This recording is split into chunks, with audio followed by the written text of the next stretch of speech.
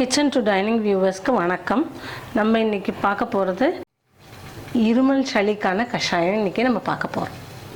இதுக்கு தேவையான பொருட்கள்: வெத்தலை, துளசி, இஞ்சி, மிளகு, வெல்லம்.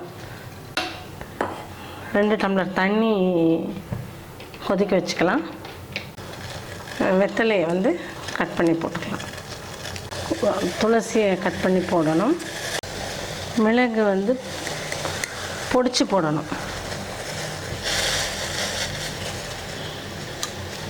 பொடிச்சு போடலாம், அப்படியே தட்டிட்டும் போடலாம். இஞ்சி தோல் எடுத்துகிட்டு சீவி போடுறேன். நெசுக்கியும் போடலாம், ஆனால் தோல் எடுத்துருங்க.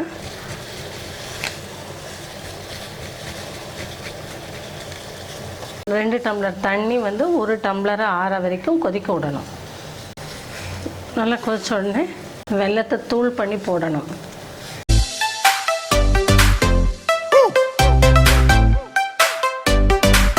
இப்போ இது 1 டம்ளர் அளவுக்கு வந்துடுது. நம்ம இதை இறக்கிடலாம். இப்போ நம்ம வடிகட்டுவோம்.